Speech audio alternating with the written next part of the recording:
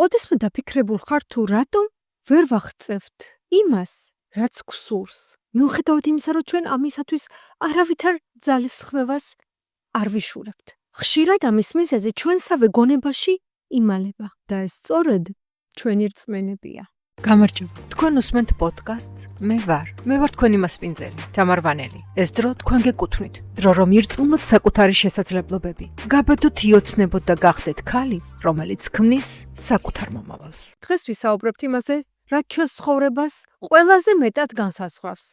რწმენაზე. რატომ გვეჩვენება, რომ ჩვენი შესაძლებლობები შეზღუდულია? რატომ ვერ ვბედავთ გადავდგათ ზოგიერთი ნაბიჯი, თუმცა ჩვენ ზუსტად ვიცით, რომ ის ჩვენს ცხოვრებას შეცვლის. პასუხი ძალიან მარტივია. ჩვენი რწმენები ჩვენს ქვეცნობიერებაში ღრმად არის გამჯდარი და ხშირად ისე მართავს ჩვენს ცხოვრებას, რომ ამას ვერც კი ვაცნობიერებთ.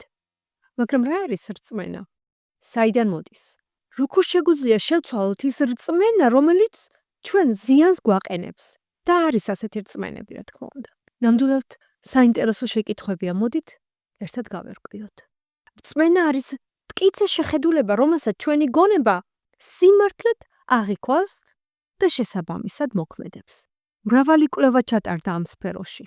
ამ კვლევებმა აჩვენეს, რომ რწმენა ჩვენს ცხოვრებაში ძალიან დიდ როლს თამაშობს. ის ჩვენს გონებაში არსებული ფილტრის ნაწილია. აღვიძებს ჩვენში ემოციებს და გვიბიძგებს ქმედებისაკენ. როდესაც ისმევა კითხვა, თუ კი აზრები ქმნიან რეალობას. რატომ არ ფიქრობთ იმას, რაც ჩვენ სიკეთეს მოგვითანს? ან ერთი კიდევ ძალიან კარგი შეკითხვა. თუ თქვენს გულის ხმევას სასურველი შედეგი არ მოაქვს, ამ დროს რა ხდება? შეიძლება რომ უშვებთ რაიმე შეცდომას? ამ შეკითხვის პასუხი ასეთია. შეიძლება მიღებული გვაქვს ბრწყინვალე გადაწყვეტილება. შეიძლება შევქმნით არაჩვეულებრივი გეგმა. შეიძლება ყველაფერს ისე ვაკეთებთ, როგორც წესია. მაგრამ არის ქვეცნობიერება. ქვეცნობიერებაში არის რწმენა, რომ ჩვენ არაფერი არ გამოგვივა. რწმენების შეცვლა ძალიან ძნელია. მით უმეტეს 6 წლამდე ჩამოყალიბებული რწმენის შეცვლა, რადგან ის უკვე პიროვნების ნაწილია. ეს რწმენები ხშირად გადარჩენის ინსტინქტთან არის დაკავშირებული. თუმცა ზრდასრულობაში ის უკვე შეიძლება დიდ ბარიერადაც კი იქცეს. 1957 წელს ჩატარებული კვლევის შედეგად დადასტურდა, რომ ჩვენი რწმენები არა მხოლოდ ჩვენს აზრებს, არამედ ჩვენს რეალობასაც ქმნიან. ხშირად ეს პროცესი აბსოლუტურად ავტომატურად ხდება. ჩვენ ვერც კი ვამჩნევთ თუ როგორ განსაზღვრავენ რწმენები ჩვენს გადაწყვეტილებებს, შესაძლებლობებს და ცხოვრების ხარისხს. ახლა აქ მინდა მოგიყვეთ ჩემი ისტორია. 1995 წელს, როდესაც ახალი რეპატრიანტი ვიყავი, ბანკში გავეცანი ახალგაზრდა გოგონა სახელად დინა. დინა ძალიან ლამაზი გოგო იყო. მოხდენილი, ძალიან ფაქიზი, არაჩვეულებრივი პიროვნება, რომელიც სალაროში მუშაობდა. ძალიან დიდი გულისხმევით მუშაობდა. ის ხშირად ამაყობდა, რომ სამსახურის წყალობით ნათესავებსა და მეგობრებისაგან განსხვავებით უფრო პრესტიჟულ გარემოში იყო. მე ამ ბანკში ხშირად დავდიოდი ხოლმე და ერთ-ერთ შეხვედრაზე მან ღიმილით მითხრა, რომ დაინახეს მისი გულისხმევა და უნდათ რომ დააწინაურონ ის. ზუსტად არაუხსნია და არც მე ჩავძიები ვარ თუ რა იყო ის ახალი თანამდებობა, რომელიც მას ასე ძალიან უხაროდა. შემდეგ მე სხვა ქალაქში გადავედი საცხოვრებლად. თქო უნდა ბანკიც გამოვიცვალე და დინა დიდი ხანი აღარ მენახა. და ალბათ ასე დაახლოებით 10 წლის შემდეგ ის ჩემს კლინიკაში მოვიდა. თავიდან ძლივს ვიცანი. ის გოგო, რომელიც ჩემი სიმპათია იყო, მუდამ მოვლილი, კოპწია, გაბრწყინებული.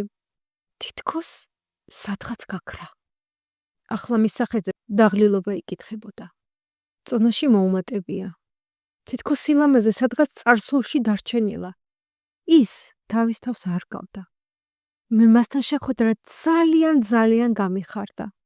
საუბარში ვკითხე თუ როგორ არის მისი ოჯახი, როგორ არის მისი კარიერა. მან ეს ხერხულად გამიღიმა და მითხრა, რომ 3 თვის მერე ის თავისივე თხოვნით სალაროში დაბრუნდა. მე ძალიან გამიკვირდა. მახსოვს როგორ ძალიან უხაროდა, მახსოვს მისი ეფორია და შევეკითხე თუ რა მოხდა იქ. რაზეც მან მიპასუხა, მე ახალ თანამდებობაზე ხალხისთვის ვალი უნდა მიმეყიდა. მე არ შემიძლია გაყიდვა, მით უმეტეს ვალისა. მე გამიკვირდა. ვეუბნებ, ბანკი ზუსტად ამისთვის არის. ხალხი ვალს იღებს იმისათვის, რომ თავისი ცხოვრება გამოასწოროს. რასაც ის დამეთანხმა და გააგრძელა. მე მჯერა, რომ ადამიანი, როდესაც ვალს იღებს, მას აუცილებლად გაუჭირდება უკან დაბრუნება. მე ჩემი თვალით მაქვს ნანახი თუ როგორ დაიტანჯა ბიძა ჩემი. მე ამას ვერ გავაკეთებდი. ამიტომ ისევ სალაროში დაბრუნება ვარჩიე. მე ამ დროს გავაცნობიერე, რომ დინას გადაწყვეტილება მისი ღრმა ბავშვობაში ჩამოყალიბებული რწმენიდან მოდიოდა. იმ რწმენიდან, რომ ვალის აღება ტანჯვის, სირთულეების და თითქმის განადგურების ტოლფასია. ეს იმის ნათელი მაგალითია, რომ ჩვენს ცხოვრებას ხშირად არა ჩვენ, არამედ ჩვენი ღრმა რწმენები მართავენ. დინას რწმენამ ხელი შეუშალა კარიერის, შემოსავლის და დიდი ალბათობით ცხოვრების ხარისხსაც.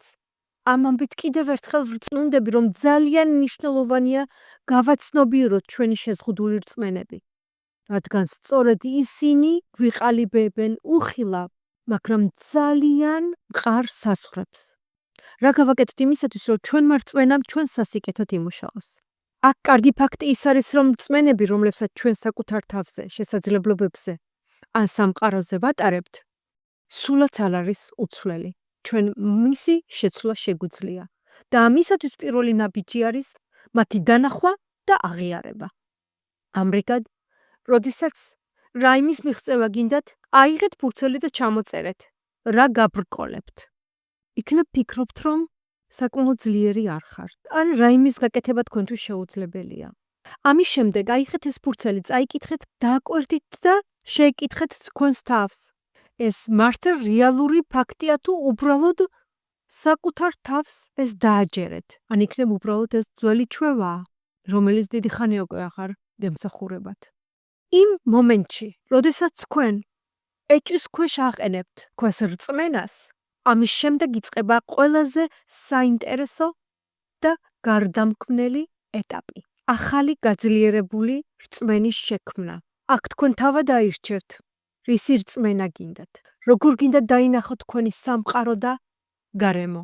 და ბოლოს, ის რაც გადააქცევს თქვენს ახალ რწმენას, თქვენს ახალ რეალობად. ეს თქვენი ქმედება. სულაც არ არის საჭირო ერთბაშად რაღაც გრანდიოზული ქმედებები და ნაბიჯები.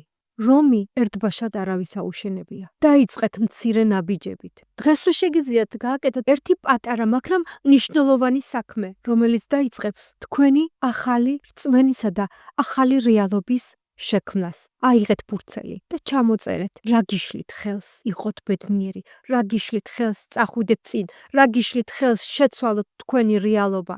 ყველაფერი თქვენს თავშია, თქვენს რწმენებშია. მისი შეცვლა ჩვენ შეგვიძლია. არა მხოლოდ შეგვიძლია, ჩვენ აუცილებლად უნდა შევცვალოთ ის. დაიწყეთ დღესვე. ყველაზე საუკეთესო მომენტი ეს დღეს არის და რაც მინდა რომ გახსოვდეთ. თქვენ ყველაფერი შეგიძლიათ.